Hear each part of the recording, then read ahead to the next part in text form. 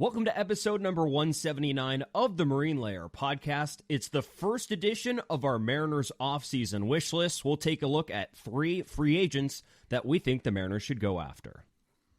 Here's your guys' reminder. If you want to stay on top of all of our stuff all offseason, which will be active throughout the winter, make sure you're watching on YouTube and make sure you're subscribed. Hey, if you want to see our shiny new cameras, go watch. Go watch on YouTube. Hit the subscribe button, like, drop a comment. If you're listening, that's all good too, but if you are, make sure you're downloading the episodes. Make sure you're leaving a 5-star review. Go rate and review. That really does help us out if you do. And on social media, you can follow us across Instagram, TikTok, Twitter, and YouTube Shorts at Marine Layer Pod. Let's get it rolling. The pitch from Acevedo. A drive deep to right field. Down the line. The Mariners win this game 2-1. The dream lives. They're going to the playoffs. 1-1 from Jansen. There you go. Left field. We got a tie ball game. Julio. Oh, baby, what a moment. Tie ball game at 7-7. And we welcome you to this episode of the Marine Layer podcast, part of the Just Baseball Podcast Network. Recording on Monday evening, November 4th, one of the most important weeks in our history, Lyle. Do you want to know why? It's because Mitch Haniger picked up his player option for the 2025 season. Whew, doesn't it feel like a weight just got lifted off your shoulders? I think a weight just got lifted off Mitch Haniger's shoulders, yeah. Yeah, he had a real tough decision in front of him. Huh. What do I do here? They're offering me $15.5 million? It's either that, hit free agency, and get a 1-year deal for league minimum. I mean, you must have been tossing and turning. There's a guy in here that we're going to reference among my wish list who got a 1-year deal for $1 after coming off a season very similar to Mitch's. And I'm sure this player would have definitely benefited if he had a player option to stay with his team last year for $15.5 million instead of signing for $1 million. It's a really difficult decision. I was about to say, you mean $1 million, right? You just said 1 year for $1. Yeah, close enough. Close to the same thing, Lyle. Come on. It was 1 year for $1 million for this said player, who we'll get to. But not a tough decision for Mitch Haniger. Now that they know he's going to pick it up, and I think they've known this for a while now, they just needed to get the formalities out of it. So this money is now added on to the payroll. I hope this isn't something that comes out of left field and Jerry's like, oh, I thought we'd have $15 million to spend. Uh-oh. Now we don't. And now is when they need to get creative with how that Mitch Haniger money gets used and where it sits in the importance of this payroll structure. 2 things with that. Number one, if they actually thought Mitch Haniger was going to decline his option and they weren't factoring that into what payroll could look like, everybody in that front office is delusional. Now, I don't think that. I think they fully are well aware that Mitch Haniger was going to pick that up. So they know. I'm sure it's been factored in for a while. But number 2, I said it a couple weeks ago, I'll say it again. If this organization, and more specifically this ownership group, is serious about winning, there will be no bigger tell than how they handle Mitch Haniger in 2025. If he's on the roster, that says, yeah, we don't care that much about winning. We just don't want to have a sunk cost. If they're serious about winning, they will let him go and eat the money. They could let him go. Like, yeah, you could cut him. Or what some other people have suggested is you trade him with prospects somewhere else and dump the money. That's always an option, too. Mariners a shitty option. Yeah, it's a shitty option. It's also a shitty option to just sit there and eat the money because they made the trade for a subpar player. If they give up real prospects, actual prospects that can help this team because they don't want to eat $15.5 million, that's sad. That is sad. That is sad, but we could also be dealing in the reality that they need that $15 million to spend elsewhere. Like, if they were able to sign one of these guys we're going to talk about here today, but they have to give up prospects to shed the money to do it, would you do it? Sure, but are they actually going to spend that $15.5 million elsewhere? They salary dumped Gino last year, didn't go reuse it elsewhere, and then as a result, you got back Sebi Zavala and Carlos Vargas. I'm not guaranteeing they do, but that's the reason. It is unacceptable to dump Mitch Haniger's contract, sending prospects away, and not do anything else with that money, and just not spend and keep the payroll, at $145, $146, $147 million instead of going higher than you need to. Yeah, that's unacceptable. We can agree on that. But if they had to do that to free up space to spend, yeah, it's sad. But it's also a winning mood, what we've been clamoring for. Like, seriously, it is. All right, if they're going to go use that $15.5 million to sign somebody of actual impact or trade for somebody with a contract of actual impact, fine. If they trade him away with real prospects just to eat that money, we're going to have a real problem. It's just, however you think about it, however you listening or watching or thinking about this, are we thinking about Mitch Haniger relative to expectations or relative to what we want? Because it's two completely different things, Lyle. Because I would say what we want is for them to cut him and eat the money. But what, within reason of what they're probably going to do would be packaging him away and trading him, or just keeping him on the roster, which, like we said, is just should not be a thing, but might be anyway. So we'll have to see. That cost now is guaranteed for the Mariners coming up here in 2025. Yeah. Should we add on some costs for the Mariners in 2025 as we dive into this wish list? Anything else? There were a couple other transactional notes. Anything else you wanted to touch on with those? No, they're pretty standard. You have to put injured guys back on the 60-man roster. It's telling they're keeping Jackson Kowar around because I think they thought he could be really good before he had the injury. I think they think he could be a really good bullpen arm once he's back. So I'm not shocked they kept him around. Obviously, Brash went back to the 40-man roster. They put that guy Blas Castano on the 40-man roster. Those are kind of the moves. I don't think there's anything to really sit here and talk about. There's nothing that noteworthy with it, unless you had something. No, I didn't. I'm just kind of ready for baseball to be back. I kind of miss it already. It's been almost it's been less than half a week. Let me ask you this. Are you ready for Mariners baseball already to be back, or just baseball? To be honest, I'm kind of looking forward to spring training already. Just a little bit. We're in different But you know places. what? You know why I think that? Do you know why I think that? This is the first weekend of daylight savings this weekend. And to be honest, when I rolled back here to my apartment at about 4:30, it's getting dark out already. And when that happens, baseball's pretty far away in that sense. So I'm just kind of looking forward to the double whammy of, baseball being back would cool, but that also probably just means the sun's not setting at 4 o'clock anymore. So that'd be nice. So it's it's a win-win. I guess. I'm not mentally ready to have this team playing baseball games again. I'm really not. When I say, I'll keep saying it, 2024 broke me badly. I ain't ready to have that back in my life yet. I need a lot of time to recover and even attempt to get myself mentally prepared for another baseball season in 2025. But it's going to be hard if this offseason is going to be as miserable as we think that it has a chance to be. So, sorry, I'm being negative. We're going to try to be positive. I was going to say, hold on. Are we switching roles? Maybe Are you going to be the negative one and I'm going to be the optimist? Dude, I'm telling you, I was crushed by living through that season this year. So we'll see.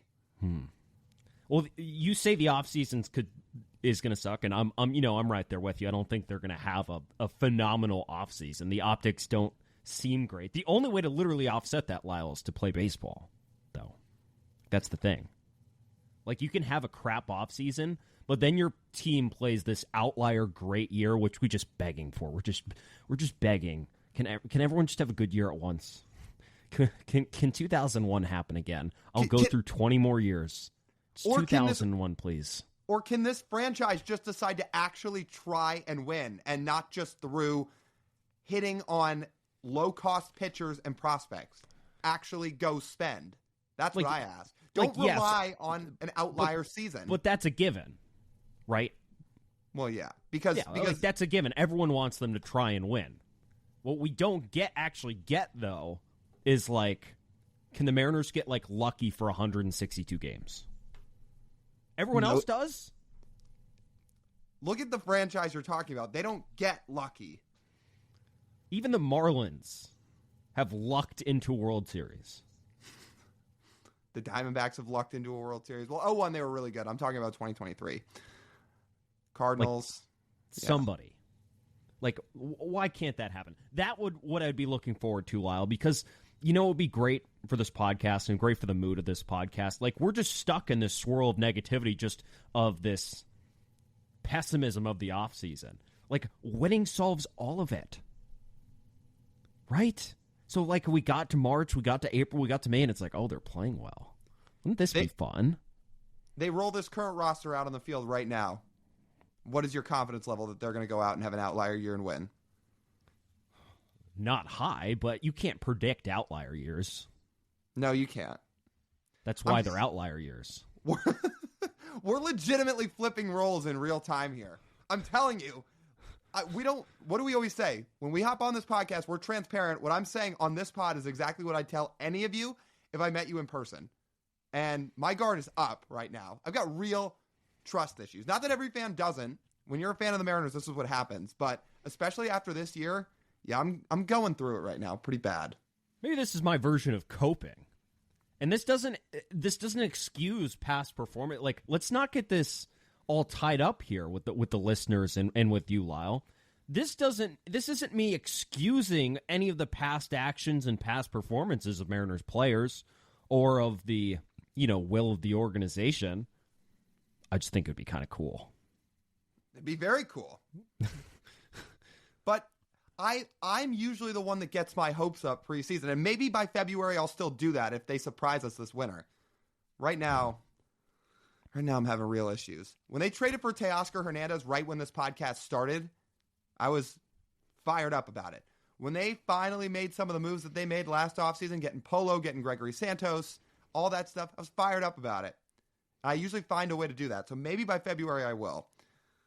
But I was also fired up and excited about what the potential of what they could do in each of the last two off seasons going into those off seasons. Right now, I don't feel that at all. That's fair. And let's breathe. What? Well, however, I say all that, but then also have to remind myself, I keep forgetting they're going to trade for and extend Kyle Tucker. So I just gotta wait for that day. Yeah, we do have that to look forward to, which is nice. It's inevitable. So you can never say, Lyle, that they're not trying to win because they're going to trade for Kyle Tucker. Mm-hmm. And then extend him immediately. So yeah. All right. That's a winning move, right? That would be. That would be what we call a smart strategy. Okay, good. See, look, we're breathing optimism back into this thing. It's like a fire that was almost out, and all of a sudden, Lyle's come back to life. Yeah. Right when you think I'm out, you pull me back in. Go get a Vladdy trade after that? I'm down. Okay, but trades for another episode. Let's not get ahead of ourselves. We're gonna save trades for another episode. Mm-hmm. This is free agents. Okay. Free agent wish lists. Okay? Now, I ask you, because we're going to decide in real time here. What we did for this episode is TJ and I each picked for a free agent wish list that we each put together separately. An A-level guy, a B-level guy, and a C-level guy that we want to see the Mariners go get in free agency. Do we start with the A-level guys, or do we end with the A-level guys? Let's end with the A-level guys. Okay. Let's keep everyone waiting. And I want to note, before we start these off-season wish lists, I want to just to drop a note in that we mentioned on Friday's episode, and I want to mention here again. So I mentioned that Lyle and I are looking ahead to the 2025 season, and us here at the Marine Layer Podcast are looking for sponsors. If you would be interested and want to look to grow your business in 2025, we're looking to grow our business too, and we think it would make a great pairing if that would be something you're interested in. Send us an email, marinelayerpod@gmail.com. Send us a DM on Instagram. Send us a DM on Twitter. We'd be happy to work with you through a number of platforms. So please hit us up if you're interested in something like that, and we look forward to hearing from you. Okay, so C-level one first, Lyle. Who's your C guy? C-level free agent. A level of a guy that certainly by no means a bad player. It would be the team going on the cheap end and trying to get some value out of a guy that either was once good and isn't quite the same player, or you believe in the upside of a guy. So, who did I go with here? J.D. Martinez. He was a free agent. He was just with the Mets this last year. His 2024 stats were okay. Nothing crazy. 235 average, 725 OPS, 108 WRC+, played 120 games. You know what? I'll let you respond to this first. I don't want to go down too much of a rabbit hole before you have a chance to reply. Would have been really nice if they signed him in 2018. Oh, I think if the Mariners went ahead and signed him back in his prime, it would have been perfect. Now, would they totally redeem themselves by signing him for 2025? No. But doesn't mean he wouldn't be. It doesn't mean he couldn't provide value for this team. He's a DH. Mariners currently need DH production. And he's been good legitimately every year of his career. Mm-hmm. Every full season he's played in the big league since 2014, he has been awesome. He's a complete hitter. His bat speed hasn't dropped off a lot. Overall production, a little bit with age. He'll be 38 next year. But it's not for a C-level signing. He'll cost $7 million. Yeah, It's not the worst thing in the world. if that. Yeah. So, does he come with flaws? Sure. He doesn't hit lefties very well anymore. Or sorry, he doesn't hit righties very well anymore. He kind of, I don't want to call him a left-handed platoon because you probably need him in the lineup more than that, but the splits are a little drastic. The guy this past year, he did what? He had a 683 OPS against right-handed pitching. He had an 836 OPS against left-handed pitching. Now a 683 OPS in 2024, in today's modern era, it's about league average. It's about a 100 WRC+. It's just he was much better against lefties than he was righties. So he's not perfect.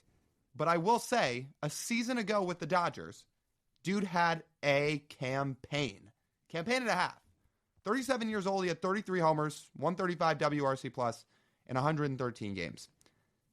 All of JD Martinez's peripherals from 23 and 24, they're not that different. So if you're somebody that believes in underlying numbers and believes that those things should give you a decent indicator of who a player is or isn't, then there is a world where you can say, look, JD Martinez started the 24 season injured. He might have had a tough time getting back up to speed from that because he missed all of spring training, or a good amount of it. He missed a good amount of the start of the season. And maybe in 2025, despite the age, he can just bounce back. So that is one way to look at it. There's some more to dive into with this, but is it fair to say that there is a chance a lack of a spring training cost him last year? Yeah, especially for someone of his age. Mm-hmm. You need, he needs his rest, but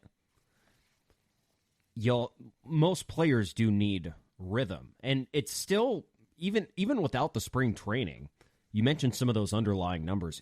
They were good. We're talking 88th percentile quality of contact, 92nd percentile, sweet spot percentage. We're talking a high barrel rate. The bat speed was still up there. Most of those expected numbers were good. What concerns Mariners fans, Lyle, for good reason, is his strikeout rate sucked. And what happens with most hitters with the current version of T-Mobile Park is you take their strikeout rate outside of T-Mobile Park, bring them inside T-Mobile Park, and you add a few percentage points. And how does that affect their productivity in that standpoint? So strikeout rate last year was 28.5%. Do you want JD Martinez at a 31% strikeout rate in your lineup next year? I'd probably live with it. Here's why. Number one, what did the Mariners attempt to do just one offseason ago? They said, our problem is strikeouts. Let's rid ourselves of them. Not only did they fail, they miserably failed. All the guys they brought in that they thought were going to help cut down on strikeout rates all skyrocketed their punch-outs. So I'm done with that. I'm done with the whole cut down on strikeouts thing. If you find somebody that doesn't strike out, great. I will be all for it. I'll be over the moon. You find 15% strikeout rate guys to get on your team, I'll be thrilled. But I'm not signing a guy because he strikes out at this point. Because you tried that once. It failed terribly. So I'd rather just get a guy in that can actually hit and you deal with the strikeouts. I have another point to this, but I'll just say to that first point, I think there's some validity to that. Okay, then let's add some more context with the strikeout numbers. It would be a 31% strikeout rate, and odds are his WRC plus would be around what it was in 2024, which was 108. 31% strikeout rate and a 108 WRC plus at age 38. Those are the numbers. Still sounds like a hell of an upgrade from what they got from DH in 24. And listen, does it help solve their problems? Helps. Might not get you all the way there, but again, this is a C-level move for a team that says that signing top-end free agents isn't a smart strategy. So I'm trying to thread the needle here. If there's some of you out there that are in the comments or thinking to yourselves, well, just go sign Anthony Santander. He's perfect. Yeah, he would be perfect. Are the Mariners going to go sign him? Every indicator points to no. So I hope they do. That would be a great solution. Are they going to do that? If the answer is no, I'm trying to find other options here. How about a non-stats reason why? You can't sign JD Martinez and Justin Turner this offseason. We've talked a little bit about re-signing Justin Turner, whether it be for clubhouse impact, whether it be for a bench bat. And his hitting profile, while his expected underlying under-the-hood numbers aren't quite as good as JD Martinez's is, he still has, like JD, there are similar overall production hitters this year, his own niche when it comes to being a productive hitter in the Mariners lineup, especially when it comes to just making contact when you need to. Like he's still got that, even he's going to be 40 next year. So if you put this into context, the Mariners cannot sign JD Martinez and Justin Turner because they're very similar players at this part of their careers. And you would ask yourself, who would I rather have, JD Martinez or Justin Turner? And then you could lead yourself to answer and sign whichever one you want. I will say, to your point, a roster that has JD Martinez, Justin Turner, and Mitch Garver all on it, that doesn't give you a ton of versatility. So I'm with you there. It's asking for no versatility, a lot of outs on the base paths, and probably 3 or 4 losses because of it. Can't be that big, old, and clunky on the base paths. Maybe, but they need to hit. They need to run the bases, too. This team sucks on the bases. Well, they kind of suck at a lot of things offensively, so I'm trying to fix something. Do you know what helps scoring runs? Running the bases well. Yeah, I mean, you're right. You are right. Here is my last point on JD Martinez, and then we'll move on. I'm going to read you some numbers, and I want you to tell me what you think of them. 319 average, 9 bombs, 945 OPS, 15 extra base hits, 44 total hits in 36 games. What do you think of that just in a nutshell? Those sound like good numbers. Those are JD Martinez's career numbers inside T-Mobile Park. For all the talk about the batter's eye and the inability to hit in Seattle, there's a guy who's got enough of a sample size to say he can hit here. How many games was that? 36 games. So, okay, it's not the world's biggest sample size, but it's not 4 games, it's not 5 games. You're talking about 36 games where he's got a 945 OPS in that building. Now, I'd love to jump to the conclusion and say, Lyle, too small of a sample size, can't make a conclusion off of 36 games. Well, Mitch Garver didn't have a hit at T-Mobile Park until this year. And how did he hit at T-Mobile Park? Not great. Yeah, unfortunately, the results on the field say otherwise. So I guess I'm cooked. I have no rebuttal. Those are good. Who's your C-level player? My C-level player, you might have heard of him, Yoan Moncada. Do you think Yoan Moncada would be a good fit? Not really, but go ahead, make your sales pitch. Well, he used to be a number 1 prospect, so he's talented. He's had 2 fairly decent seasons in his career at the plate in 2019 and 2021, where he showed he can be a above-average bat at third base, which is something the Mariners desperately need. He's coming off a lot of injuries in Chicago. He's played only 208 games in his last 3 seasons in Chicago, which doesn't help. He only played 12 games last year. It's hard to get a pulse on this guy of what he has left in the tank, because he showed upside at times, but also, his lows are not good because he has a hard time staying in rhythm because of these injuries. It really saps him. Seriously. So if they could somehow scrounge 80% of his 2021 season and assign him, I assume he's getting a 1-year deal because he's coming off a 5-year deal, and the 5-year deal was just not great for the White Sox. They could somehow get 80% of his 2021 season. That would be fantastic. And his 2021 season was, in the WRC plus in the 120s, F4 just under 3. It was good, legitimately good. So he's got the talent. He's a switch hitter. All these things. I think it all works out. When he's healthy, that's the problem though. He's just not healthy. You're also talking about a season where he played really well. That was 4 years ago. Are you going to get that guy? I don't know if you are. The other part of this is I'm going to propose the same question back to you that you threw at me about JD Martinez. Is this not a guy that just hampers your roster versatility? Is he not just a DH at this point? Can he even still play the field? He didn't play at all last year. The one game he played in, he was a DH. And the last time he played a season in the field, his defense was awful. He's not a straight DH, though, and his defense has been pretty up and down his whole career, even when he was young. And we're also talking about the Mariners who have turned bad defenders into average to plus defenders. I wouldn't be too worried, especially a third baseman, that a third base he couldn't come to Seattle and just be average defensively, which is what all the Mariners would need. They'd want him to be healthy, they'd want him to walk, and they'd want him to be average defensively. He could do that. If he could do all of these things, he could be a quasi-valuable player for the Mariners. Can he be more valuable in a full season at third base than Josh Rojas? Because the bar there's a two-war player. Yes. Moncada can still be a two-war player? I can't guarantee that because you can't guarantee he'll stay healthy. Rojas was healthy all season, which helped him a lot. But Moncada has not been just not been very healthy, which is his big hamper, which is why this is a C grade or C level target. But he's really shown that he can be a very productive player when he's healthy and things work out.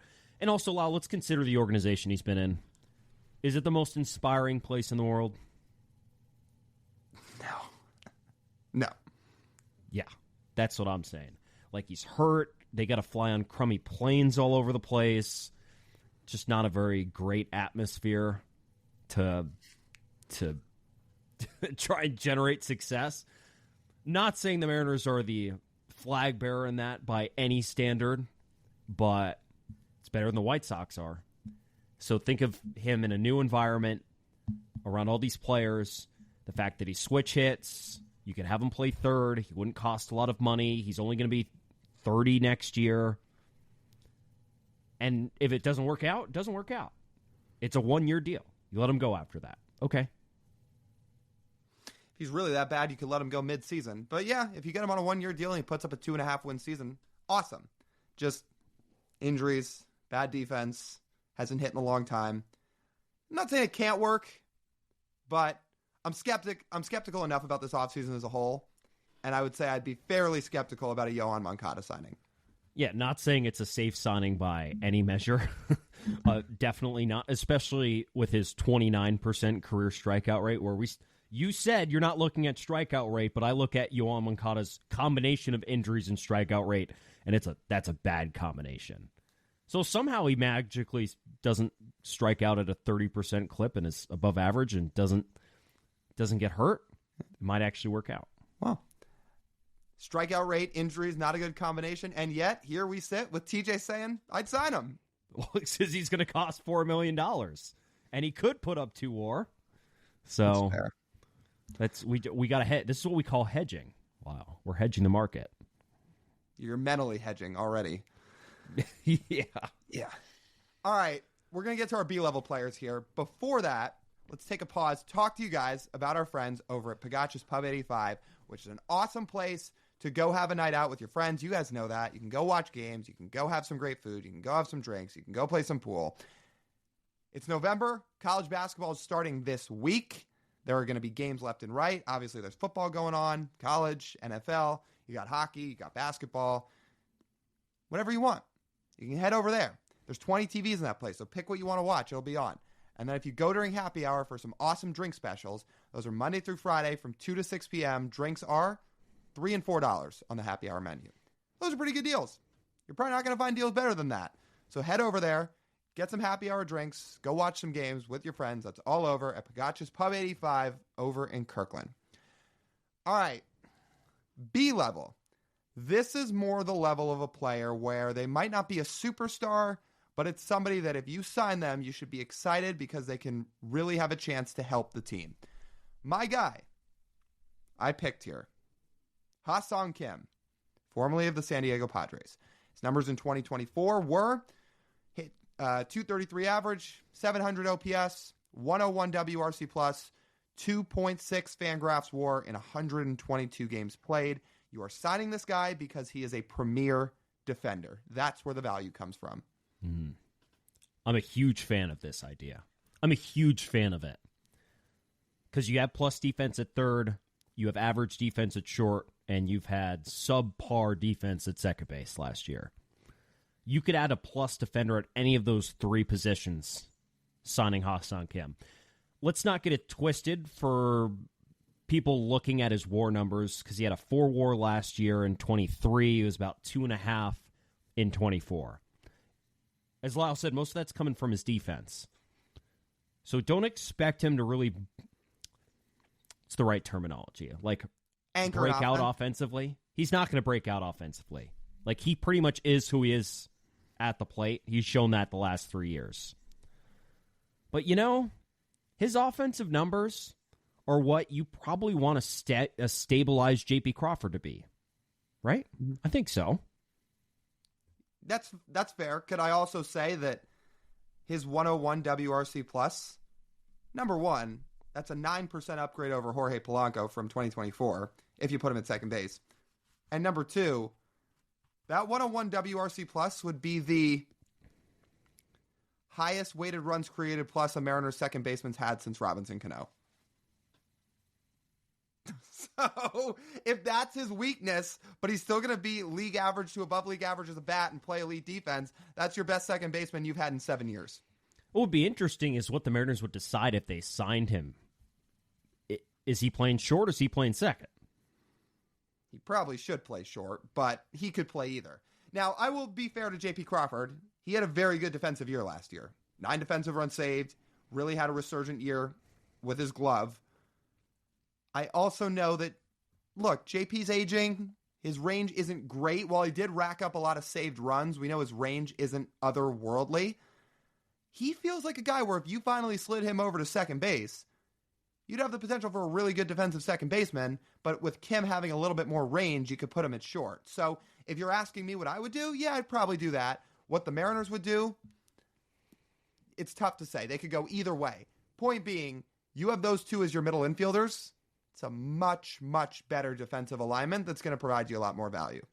And you could probably put Kim at third too, but his bat doesn't play quite as well there, so his value is going to come up the middle of either being at second base or at shortstop. He's got such an interesting offensive profile because his approach at the plate is solid because he doesn't strike out a ton and he walks a bunch, which are two amazing things. Problem is, he still manages to not make good enough contact to hit for a high average, and he doesn't hit for power. It's a remarkable combination. Like, you manage to control the zone so well despite presenting not quite, not say next to zero because he is an above average hitter, but he's not really a threat at the plate. So, credit to him for figuring that out because it's interesting. He's certainly a unique player that has his own way to bring value, but he would be an immensely valuable piece to the Mariners. Certainly. He's also a plus runner. You mentioned the defense, the approach at the plate. He brings it all, really. And there is a world where the offensive year he put up in 2024 is on the lower side for him. Because the previous 2 years, he was 5% above league average in 22, and then 10% above league average in 23. Again, when you look at WRC+. He can be a little better than a 100 guy, especially because when you look at Petco Park versus T-Mobile Park, when you look at park factors, we all know Seattle's the hardest park to hit in baseball. Number 2 is Petco Park. So I don't know if the transition for Ha-Seong Kim from San Diego to Seattle would be that drastic. Now, he's probably not going to hit it home very much, and his stats in San Diego tell you exactly that. He didn't really hit it home. He did more of his damage offensively on the road. But you know what? You play 81 at home, you play 81 on the road. You're going to hit more on the road and play great defense and find a way to accumulate value. Do it however you have to do it. There's not that much of a difference between a 110 and a 101, though. I don't think. 9% I think it's all within the margin. Within the margin of error. I think 9% is a decent difference. I think it's in the same group. Same grouping of offense. But if he's consistent, that's fine. Mm-hmm. Consistency's great. Mariners haven't had consistent production anywhere in the lineup besides Cal Raleigh. That's it. So if they could sign a second baseman to do the same exact thing 3 years in a row, I'm in. 3 years of a 105 WRC plus at second base with plus defense. Sign me up every single day of the week. Yeah. He is not going to anchor this offense, but he will give you significantly more value than the second base position has had. And the Mariners need to win games. Ha-Seong Kim will win you more games. That is a fact. I will say, before we move on to yours, what is the ballpark of what you think his contract would be? Because that plays into this too. I'm thinking somewhere in the 4-year, $60 million range, $15 million a year roughly. You try to bank on him to put up 2 wins a season, because if you do that, that lives up to what a $15 million contract should be. They say 1 WAR is worth about $8 million, and he should be able to do that from defense. I was going to actually say 3 for 45, so we're in the same ballpark. It's just how many years would the Mariners want to commit to Ha-Seong Kim? Mm-hmm. Sure, 3 for 45. Those are pretty close. Yeah, that works too. Sign me up for that. My B-level player is one of his teammates and one of the biggest breakout players in Major League Baseball this year, Jurickson Profar. Now, let me read off a couple of his stats. If you didn't realize this, I hope you realize this now. Jurickson Profar, the former number 1 overall prospect, had a 139 WRC plus. He hit 24 homers. He was worth over 4 wins above replacement. I mean, truly, one of the best stories in baseball this year. Just for some context, Jurickson Profar was the worst qualified player in baseball in 2023. The worst. Like last in F-WAR in 2023. And yet he was named an all-star starter this year because he broke out in a major way offensively. So let me present this question to you, Lyle. How do you feel about adding Jurickson Profar to this baseball team? Intrigued, but I still have a couple questions. Number 1 is, what position would he play? Mostly he played the outfield in San Diego. We know the outfield's a little bit crowded here in Seattle. And number 2, I think the biggest question on my mind, and I would assume most people's, is can he sustain this again? He was phenomenal last year. Phenomenal. He was a huge part of the reason why the Padres had such a great year. But I would say there's a difference on when you outperform a $1 million contract rather than when you're expected and have expectations to play up to a $12 to $15 million per year deal. My pushback to that is there's nothing that says the results are fluky. Find the fluke in his profile. This year there wasn't one. It's just that he's had such a long track record of a lack of history, and maybe that's not fair. Maybe he really tapped into something this year that is going to change him for the long run. I hope it does. Let me put into perspective for some people why he's a different player. He used to be one of the softest hitting hitters in baseball. Like his average exit velocity is like hovers in the 87s. He went to go work out with the Tatises this offseason. When he came back, he made some adjustments to his swing. I believe he instituted more of a leg kick in his swing this year to help him generate a little bit more power. And he jumped his average exit velocity up this year 4 miles an hour. There's nothing really fluky about that. He was able to add significant damage to his swing while keeping his offensive approach. That's what he was missing. He's always had an awesome offensive approach. He's walked, he's limited his strikeouts, but he hasn't been able to hit the ball hard enough. Now he has. And it has led him, Lyle, to a season where the only hitters who are more valuable than Jurickson Profar were Aaron Judge, Juan Soto, Jarren Duran, Jackson Merrill, and Yordan Alvarez. And then Profar's right after that. Like, that's it. That's pretty good. So there are some... I'm very intrigued by his profile. Is he going to start another All-Star game in his career? I would say odds are no. But could he be a productive hitter for the rest of his career? I think he can. Like, seriously, there's a lot of extremely promising trends in his offensive profile. Where is he going to play? Well, he's played all seven field positions in his career, not including pitcher or catcher. So you could play him anywhere. Is he going to be great? No. But again, the Mariners have the ultimate cheat code in Perry Hill. Just be average. That's it. Mm-hmm. Sure, if you're going to stick him at second or third and are banking on his offense to sustain, great. That would be awesome. I would sign all the way up for that version of Jurickson Profar. I am going to throw in a joke here. You ask, is there anything fluky about him? I would say the only thing fluky in all of your line of reasoning there is not even on-field baseball related. Was he only hitting with the Tatises this winter? Was he only working out with them?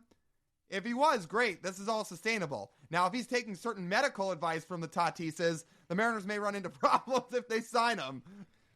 Well, that's true, but what have we always said about the Mariners, Lyle? They haven't tried hard enough, and that includes cheating. That's true. If you're not cheating, you're not trying. So that is true.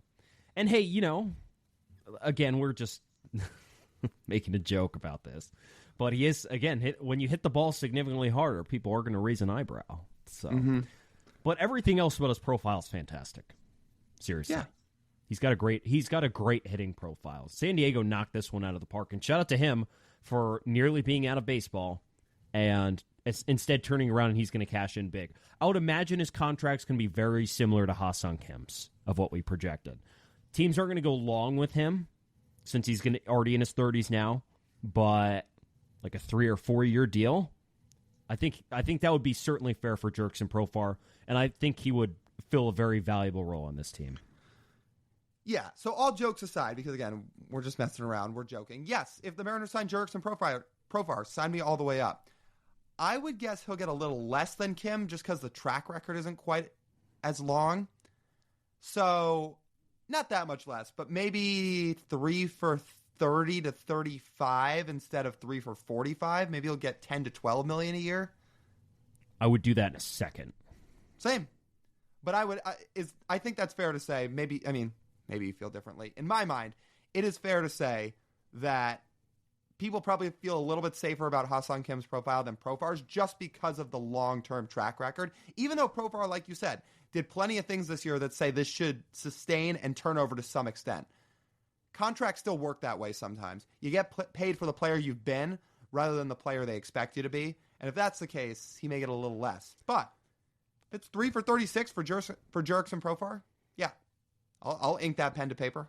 And defense is more, I think, a little more sustainable than offense is, especially from unproven offensive players outside of one season like Jurickson Profar is. Mm-hmm. So, right. And it's going to be really hard to get him away from San Diego. It seems like he really likes San Diego. Right. And if he just had such a great year there with a team that's winning and a place where he clearly enjoyed playing, how do you get him to go somewhere else, especially to a place that is impossible to hit? We'll find out, I guess. Beg. Yeah. Overpay. Yeah, overpay. Buy him a Lambo. Give him Jeff Bezos' old house since he moved to Miami. Does he get proceeds from the box yard like Juan Soto? Sorry, Jurickson, you're not worth enough for that. Because the Mariners could afford in liquid, we assume. We assume. Don't need to hedge future value on that. Yeah. Okay, A-level guy. We already talked about Juan Soto on a previous podcast. If you want to go listen to us talk about the idea of the Mariners signing Juan Soto, it's out there, and you can go listen to that. I think you all know, along with TJ and I knowing, that there is no doubt in anybody's mind that the top guy on every single person's wish list this winter, whether you're a Mariners fan or anybody, signing Juan Soto. So yes, is that our number one A-level guy? Of course. But we already talked about him, so we're going to pick some different guys. Who did I pick? If you were going to have me rank out my free agent tiers of bats and who's the most valuable guy to sign this winter, Soto's one, but I'll move right down to the guy that would be number 2. Give me Alex Bregman for a variety of reasons. I'll just start with this. If I see comments saying, I don't want him because he was an Astro and he was a cheater and I can't root for that guy, bullshit. If the Mariners make some postseason run with Alex Bregman leading the charge, there's no chance in October when you've got a sold-out crowd at T-Mobile Park for a playoff game, you're going to be sitting there in crunch time when Alex Bregman's got a chance to take the lead and saying, I'm rooting for this guy to strike out because 7 years ago he cheated and I didn't like him. He wasn't nice. No shot. Get out of here with that if you're going to respond with that in the comments. You don't want Bregman for other reasons. You don't like his profile. You don't think you don't think he's going to age well. Well, listen to that. If we hear he was an Astro and he cheated, we're not even going to respond. There are very obvious monetary concerns with signing Alex Bregman. Just starting off with the fact that he's going to ask for more and longer than what he is coming off of contract-wise, which was $5 for $100 million, which is a lot, and significantly more than the Mariners have ever paid for a free agent hitter under this regime. However, let's pass through that fact and let's actually look at the baseball player. Shouldn't matter that he's an Astro. Lyle and I spent a ton of time on this podcast talking about how much we wanted Carlos Correa. That didn't end up working out. We spend time and time and time and time and time again begging for Kyle Tucker.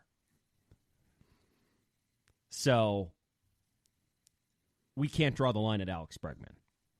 No. We can't draw that line at Alex Bregman. And he actually does things that would very much benefit the Mariners. They could really use his services at third base. It's high contact. It's good defense at third. He walks a lot. He doesn't strike out. Is he a great hitter? No. I think when he was a great hitter, he had a little bit of wink, wink help. But can he be good? Yeah, he can be good. He was good this past year. He was a 118 WRC plus hitter in a down year for offense. He hits 25 bombs a year. He plays great defense. Does not strike out. Am I hell-bent on only signing guys that don't strike out? No, we just talked about JD Martinez. If you've got a star player that also happens to strike out 12% of the time like Alex Bregman, am I interested? Yes. He doesn't swing and miss. He doesn't chase. He draws his walks. Sign me right up for that guy. Can I also throw one more thing at you here? Remember a couple years ago how third base was one of the deepest positions in baseball with just star after star after star? After a long period of time in the game where third base did not have a lot of stars in the 90s and the early 2000s, it was few and far between. They had their run of guys. Now all of a sudden it's kind of reverted back to the old. Listen to the guys that had really good offensive seasons at third base this past year. There were 8 guys that played third base this year that were qualified hitters with a 115 WRC plus or better. Jose Ramirez, Rafael Devers, Manny Machado, Matt Chapman, Alex Bregman, Isaac Paredes, Eugenio Suarez, and Alec Boehm. Now, let me paint that picture for you when you look at those 8 guys. 5 of those guys aren't going anywhere. J-Ram's not, Devers is not, Manny's not, Chapman's not. He just signed that huge extension. And Gino just had his club option picked up because the Mariners decided to salary dump him last year because they decided he was cooked. Well, now he's going to be in Arizona. He's not coming back to Seattle. So 5 of the 8 above average second baseman or productive offensive third baseman aren't going to be available to you. Isaac Paredes is probably not going to be available to you as well. He was just traded for. He has 3 years of club control. He's not going anywhere. That leaves Alex Bregman and Alec Boehm. And third base is what many would say is far and away the Mariners' biggest need. There is an epidemic in baseball these days for third basemen, star-studded third basemen. There are not a lot of options out there for how this team could seriously improve the hot corner. And if you're serious about it, go get one of the best guys. And in terms of, it's not the most convenient offensive option, but it is the most fun. I love the idea of Pete Alonso or Christian Walker at first, but Alex Bregman would be more fun at third base. And would you have the best third baseman in the AL West? Probably. Him and Josh Young. At this point, it's probably a coin flip. Sure as hell is an Anthony Rendon. Sure as hell is an Abe Toro. Those are two studs. Easy. Those are two great players. But it would be just a significant impact. And just the Mariners, they really missed that production they got from Gino at third in 2022. Like, let's not forget he was the second best offensive player on that playoff team. And since that point, they haven't had that sort of production at third base. And shockingly enough, they've had wildly inconsistent offensive performances since then. How could they miscalculate that so badly? I know he started the year really bad. First half of the year wasn't good, but his season as a whole was. He clearly is not cooked. It wouldn't have happened with a pitcher. No. Can I say this too about Bregman? Put all the numbers aside. Is he a perfect player? No. We've outlined that. He hasn't hit the ball that hard. Might be an interesting profile in terms of how he'd fare in Seattle. We've talked about he's not an elite hitter anymore. He'd still be very good. And almost as important, he plays the game so pissed off all the time. He's got fuel. He's got a chip on his shoulder. He plays with fire. And over the last 2 years, look, it's not that the Mariners don't get excited for each other and lift that trident up and get hyped for each other in the dugout, but it does feel like there's been times over the last couple of years, 2024 especially, where maybe they lacked a little energy. I think Alex Bregman could do a lot for that clubhouse. Not only would he be an established veteran presence, not only could he probably do wonders for somebody like Julio, but the clubhouse as a whole, just setting a standard, setting an expectation, coming to the ballpark fired up and ready to play every day. That would do a lot for this team. Yeah, it would. And we've tried to tie that in with veteran leadership. We've tried to tie that in with Julio, but it's just not consistent. Signing Alex Bregman would. Yeah. They're just going to balk at the price. Well, you need an adult in the room. That is facts. If Justin Turner comes back, that obviously qualifies. If you sign Alex Bregman, it also qualifies. Having an adult in the room, been there, done that, star player, won World Series, and could change a clubhouse. Will the Mariners do it? Absolutely not, as we finally get to the end of this Alex Bregman segment, because he's going to demand a lot of money, and as we know, we've said it, once, maybe twice so far this episode, it's never too many times this offseason. Signing a guy like that, not a smart strategy. So and let's be completely honest. Does Alex Bregman want to play in Seattle? Absolutely not. One, he probably hates the Mariners. Number two, his agent is Scott Boras. And number three, he probably looks at this ballpark and says, yeah, I don't want to hit there. I'd want him to hit here, but he probably doesn't. I don't know if this means anything to you or anybody. This is probably reading too much into tea leaves. Alex Bregman does do some YouTube content. He's done it for a while. And I remember a couple years ago, him watching a video about his top 5 ballparks to play in. Some guys say Seattle. Mike Trout obviously loves it. There's other guys that really like playing there. Brent Rooker wasn't on Bregman's list. Now, there were 25 ballparks that weren't, but just something I noticed. Wasn't on his list. He's made a lot of trips there. Didn't say anything about it. Now, we'd learn more if he made a bottom 5 list, too. Right. If he put T-Mobile on there, then we would know. Right. Which I think that would be hilarious. I think he should do that. We need content. It's the offseason, Alex. Get going.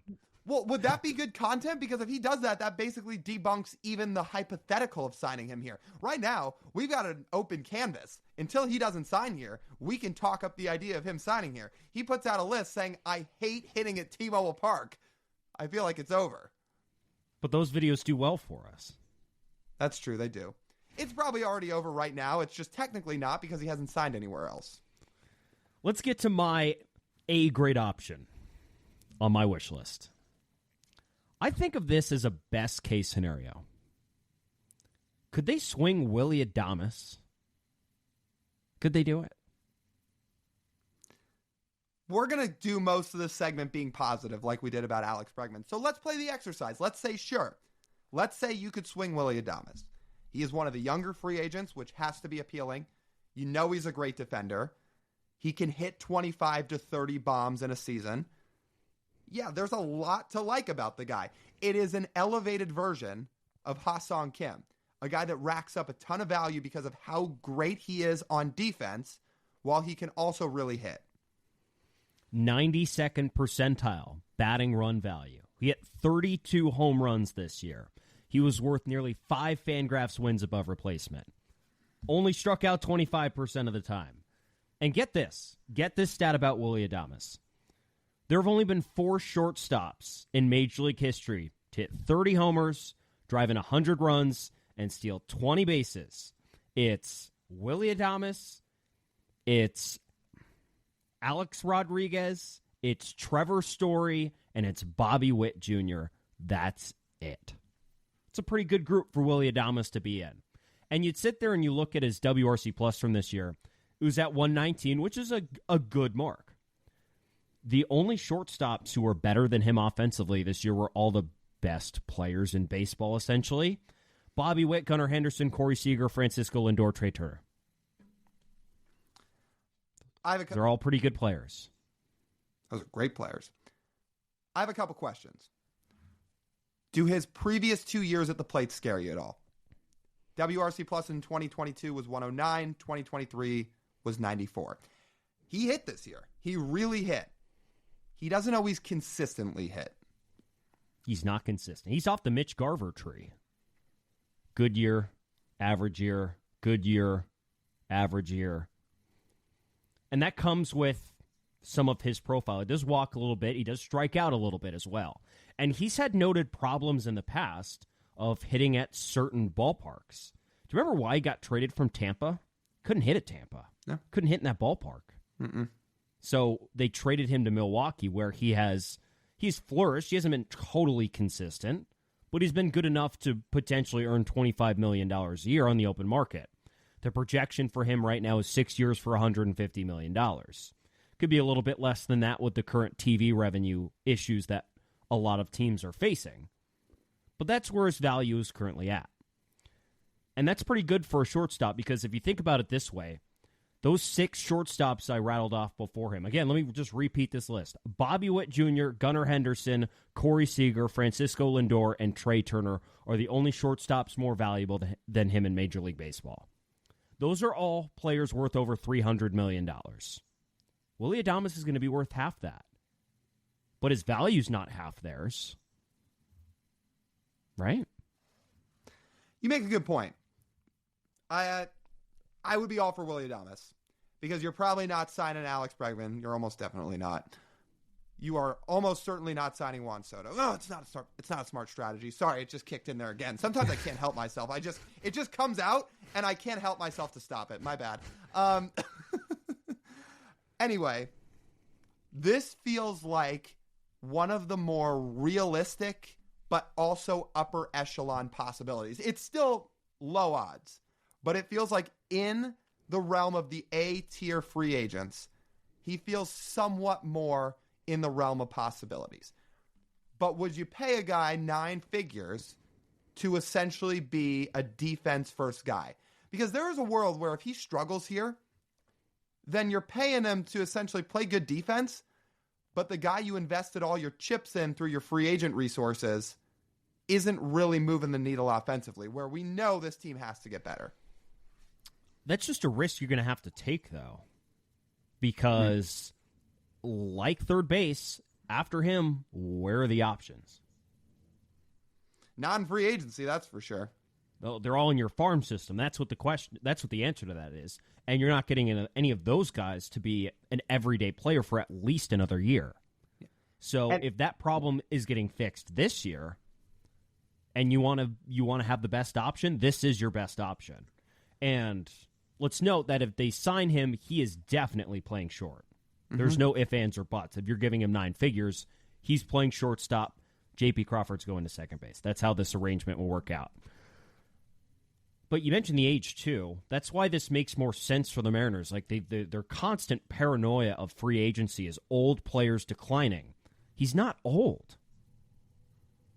If he's not old, that should make him more realistic and more worth investing the money in. And you know what? If you give him a 6-year deal, he's going to come out of it at age 34. It's not that old. You're getting most of the prime years of a player in that case. Mm-hmm. The odds are you're also not going to get his best seasons offensively in this ballpark because Milwaukee's a better hitter's park than T-Mobile is. Not by that much. Not by that much, but still, T-Mobile Park is pretty clearly last on that list. So you wouldn't expect him to just totally light the world on fire.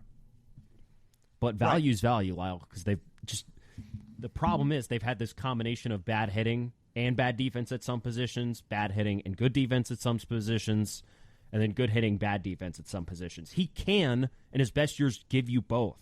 They just don't consistently have that on the infield. Mm-hmm. Like Gino in 22 was the last guy to do both of those things in the same season. Mm-hmm. I'm all for Willy Adames. Don't let me turn people away. I wanted to just play a little bit of devil's advocate, ask you all the questions, make sure all your reasoning was well thought out, which of course it always is. I still just wanted to test you. But yes, I would be all for Willy Adames. Sign the guy, especially to the point that he isn't old. If the Mariners look at Alex Bregman and say, we're going to sign him at age 30 or 31 and he wants 8 years, we get a little nervous about that.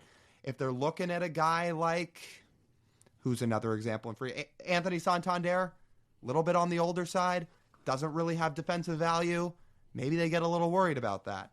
Willy Adames can play both sides of the ball very well, and you would not be signing him at an age that he should age out poorly. This one makes a lot of sense.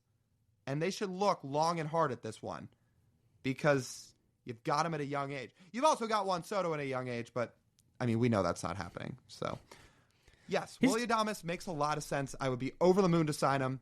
Would I be a little worried about his offensive profile in T-Mobile Park? A little.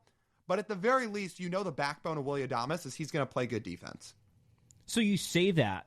His DRS this year was among the worst in baseball. -16 this year. Now, the previous 2 years before that, he had been excellent.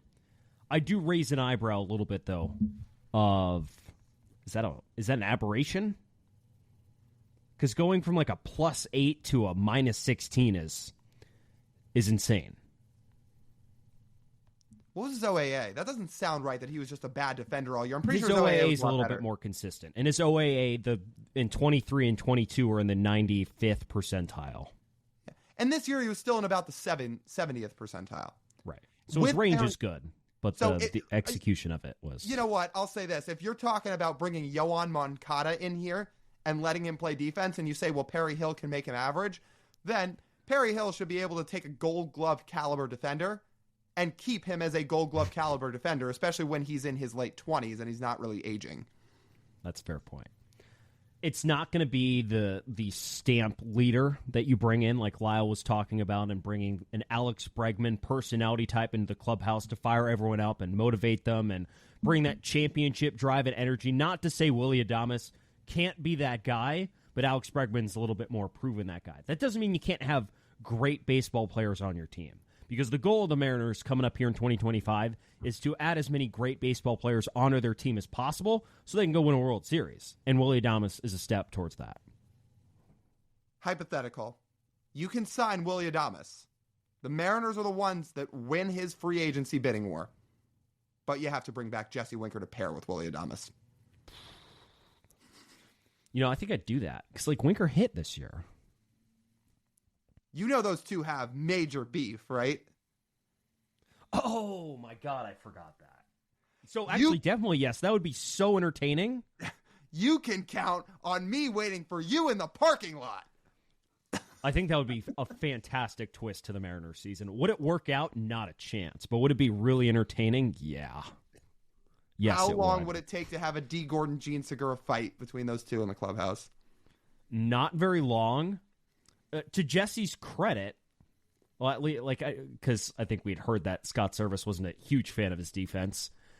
Why I would can't he imagine. be? I can't imagine Dan Wilson was either, or some of the current players in the Mariners core. So I don't think Jesse Winker would only have a problem with Willy Adames. No. There's no chance Jesse Winker will ever be back in a Mariners uniform.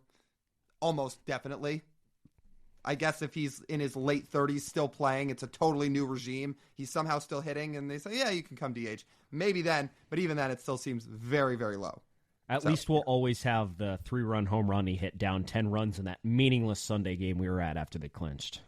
Oh, you mean Jesse Winker hits huge homer to cut the deficit to 7? Yeah. Okay, Chris Paul. Yes, sign me up for Willy Adames.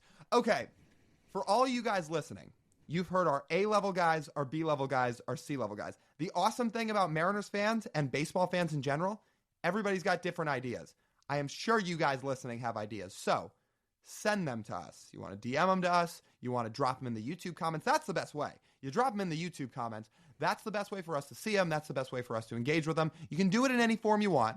We're just telling you the best way is probably in the YouTube comments. So send us your ideas. Who do you want to see him sign? Who do you want to see him not sign? Do you like our ideas? Do you hate our ideas? World's your oyster to let us know, so please do that.